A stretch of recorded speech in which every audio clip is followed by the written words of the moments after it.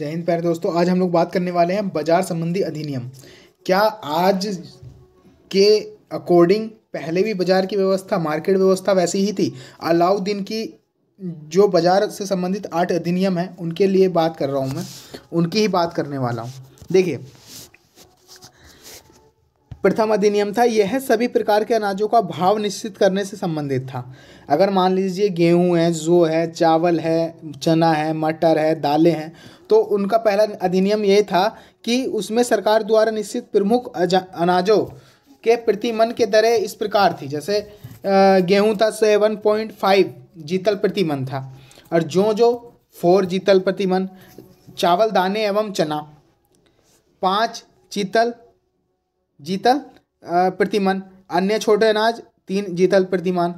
तो रेट तय करना था। जैसे अभी क्या होता है, सरकार जैसे गेहूं की फसल अभी खड़ी है खेतों में, तो एक एक्यूरेट रेट निकालती है सरकार कि 1800, 1900, 2000 का रेट गेहूं का निकल गया है, गन्ने का ये रेट है। तो पहले अलाउद्दीन क्या था, ये अनाजों का रेट निकाल देता था। पहला अधिनियम उसका यही था। दूसरा क्या था? दूसरा अधिनियम ये था, इस अधिनियम के द्वारा मलिक कबूल उलुग खनी को सहनाए मंडी नियुक्त किया गया। मतलब मंडी की देखभाल पूरी वही करेगा। कौन करेगा? मलिक कबूल उलुग खनी। तो क्या है, ये क्वेश्चन पूछा गया है स्टेट पीसीएस में।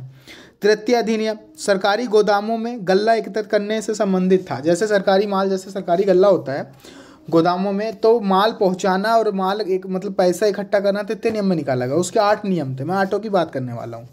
चौथा नियम ये था, राज्य के सभी अन्य वाहक सहनाए मंडी के अधीन कर दिए गए और उन्हें दिल्ली के आसपास बसा दिया गया। अगर आप मुखर्जी नगर जाते हैं तो वहाँ की जो सड़क व्यवस्था है, तो वहाँ पे जो नगर नियोजन है, जैसे सड़क व्यवस्था हड़प्पा कालीन की सब दिखाई देती है। और जो वहाँ की बाजार की मंडियाँ लगी हुई हैं, वो आज भी दिल्ली के आसपास ऐसा लगता है जैसे अलाउद्दीन खिलजी की ही जो वाहक हैं सहनाए मंडी, उसके अधीन कार्यरत आज भी है ना।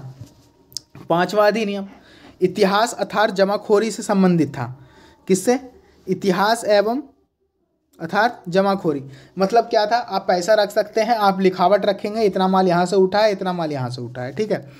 अब देखिए, छठा, 7वां और 8वें की बात करते हैं। छठे में क्या था? प्रशासकीय एवं राजस्व अधिकारियों से कहा जाता था कि वे किसानों के द्वारा व्यापारियों को निश्चित मूल्य पर अनाज दिलवाएंगे। जैसे मुनीम होते हैं, मुनीम, और एक बोली लगाने वाला होता है। तो बोली लगाने वाले से पहले मतलब प्रशासनिक, जैसे अलाउद्दीन खिलजी थे, वो क्या कहता था, प्रशासनिक जैसे कोई मतलब अधिकारी देखने वाला होता है, तो क्या होता है, खाद्य अधिकारी होता है कोई, तो उससे बोल देते थे कि जो बोली लगाने वाला है वो ऐसी बोली लगाए किसान को नुकसान ना हो, है ना। तो जो व्यवस्था है वो बहुत पहले से चलती हुई आ रही है ना।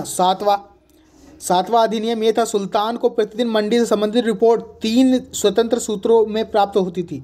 सहनाए मंडी, बरीद और मुनेहियन। तो नेट जीआरएफ जिस तैयारी करते हैं उनके लिए मतलब वेरी इंपॉर्टेंट होते हैं क्वेश्चन, जैसे सहनाए मंडी, बरीद, है ना, मुनेहियान। तो ये मतलब बहुत मोस्टली चीज़ें हैं ये, है ना, मोस्ट चीज़ें, इंपॉर्टेंट चीज़ें हैं, और स्वतंत्र रूप से उन्हें मतलब पूरी जानकारी देनी पड़ती थी। 7वां अधिनियम है।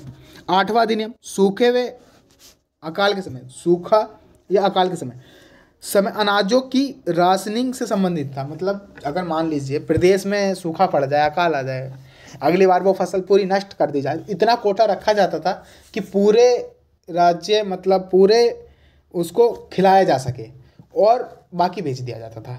तो ये पूरी मैंने क्या बात की, अलाउद्दीन खिलजी के बाजार व्यवस्था की, है ना, पूरी बात की मैंने। आप लोगों को वीडियो कैसी लगी, लाइक शेयर कमेंट जरूर करें, और कमेंट करके बताएं वीडियो कैसी लग रही है ना। Thanks for watching.